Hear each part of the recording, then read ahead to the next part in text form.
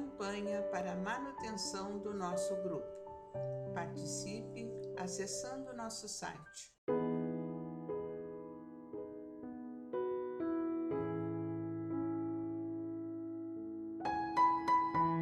Olá, irmãos. Abraço fraterno a todos. Sejamos bem-vindos ao canal do nosso Grupo Espírita Francisco Xavier. Que possamos estar ligados e conectados com o Cristo nessa tarefa abençoada que Ele nos proporciona através desse canal. Dando sequência às nossas reflexões diárias, livro Seara dos Médiuns, hoje capítulo lindíssimo, capítulo belíssimo, meus irmãos, número 35, que tem como título Caridade e Tolerância. O estudo foi feito em cima de uma reunião pública de 16 de maio de 1960, capítulo 31 do Livro dos Médiuns, onde estão as dissertações, e a dissertação é de número 13. Nós vamos dar uma olhada no Livro dos Médiuns, nas dissertações. No final do Livro dos Médiuns nós temos as dissertações separadas por Allan Kardec, onde ele fez uma seleção delas, colocando ali pela importância, para a nossa doutrina espírita, para o Livro dos Médiuns, alguns desses textos de espíritos que se colocaram à disposição do trabalho. É uma mensagem de Pascal.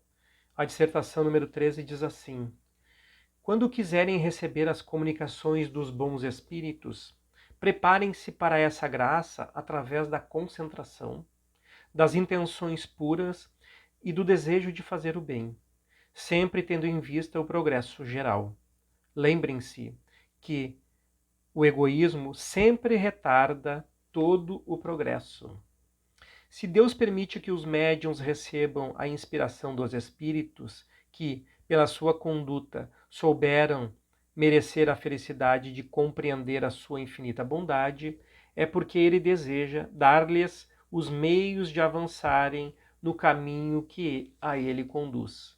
Assim, Deus atende às nossas solicitações e leva em conta as boas intenções que esses médiuns possuem. Portanto, médiuns, aproveitem a faculdade que Deus lhes concede. Tenham fé na brandura do nosso Mestre.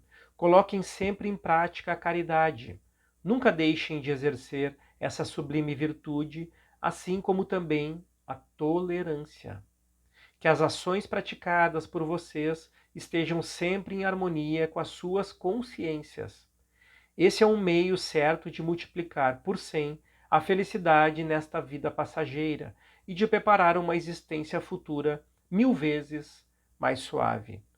O médium que não sentir forças para perseverar no ensinamento espírita deve se abster, porque, se não tornar proveitosa a luz que o esclarece, será mais culpado do que qualquer outro e terá que expiar a sua cegueira. Que texto, né, meus irmãos? E agora nós vamos ler o texto de Emmanuel, através da psicografia de Francisco Cândido Xavier. Milhares de criaturas esperam no coroado de louros numa carruagem de glória. Ele, o grande renovador, deveria surgir numa apoteose de exaltação individual. O trono dourado, o cetro imponente, o laurel dos triunfadores, a túnica solar, os olhos injetados de orgulho, o Verbo Supremo, a exibição de riquezas, os espetáculos de poder, a escolta angélica. Jesus, porém, caminha entre os homens à maneira de servidor, vulgar, de vilarejo em vilarejo. Veste-se conforme as usanças dos que o cercam. Apostoliza em lares e barcos emprestados. Ouve atenciosamente mulheres consideradas desprezíveis. Atende a homens conhecidos por malfeitores. Serve-se à mesa de pessoas classificadas como indignas. Abraça crianças desamparadas. Socorre doentes anônimos. Acolhe a todos por amigos, a ponto de aceitar como discípulo aquele que desertaria dominado pela ambição.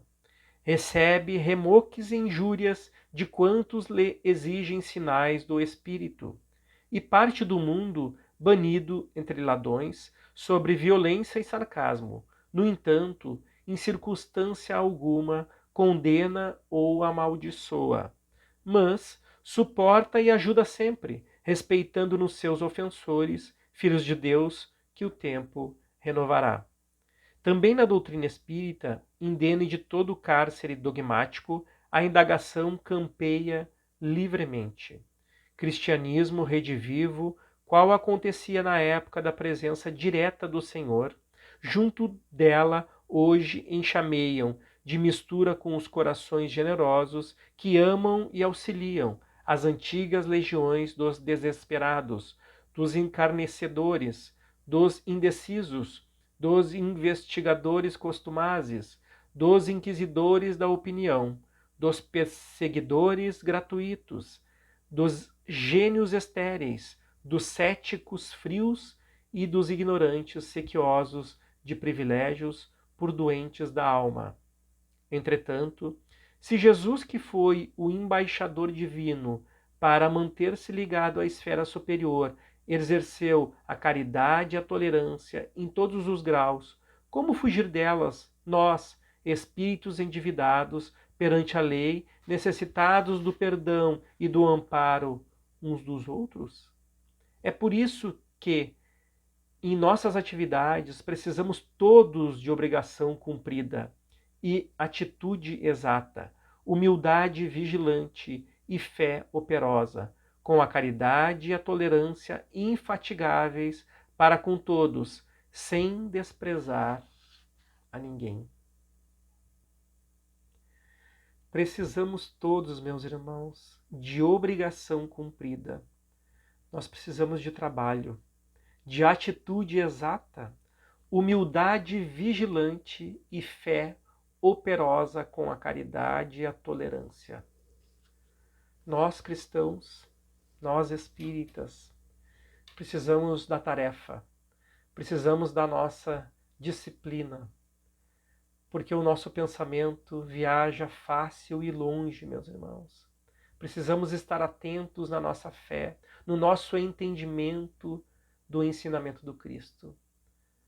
E nós ouvimos tanto sobre a nossa doutrina, sobre esse farol que ilumina o nosso caminho, que amplia a nossa visão de espíritos imortais.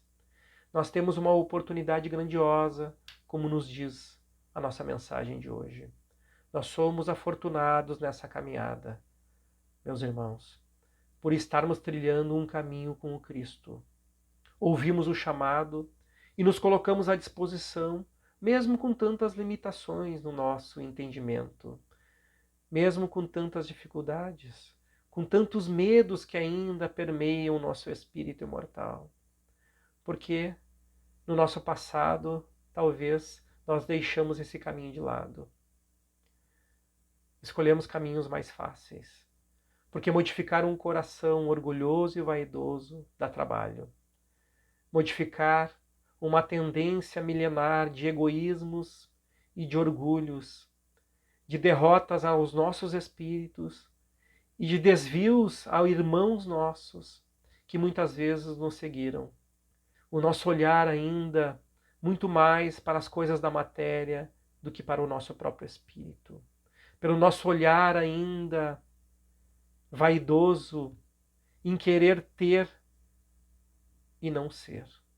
Hoje, mesmo nós ainda não colocando em prática tudo aquilo que Jesus nos diz há muito tempo, o nosso pensamento firme e o nosso propósito direcionado no amor do Cristo já é para nós uma vitória. Quando despertamos pela manhã e lembramos que Ele está sempre conosco, porque estamos direcionando agora a nossa caminhada ao nosso Pai maior. Muito obrigado, meus irmãos, por essa lição de hoje belíssima. Fiquem com Deus, fiquem em paz. Até o nosso próximo encontro. Campanha para a manutenção do nosso grupo. Participe acessando nosso site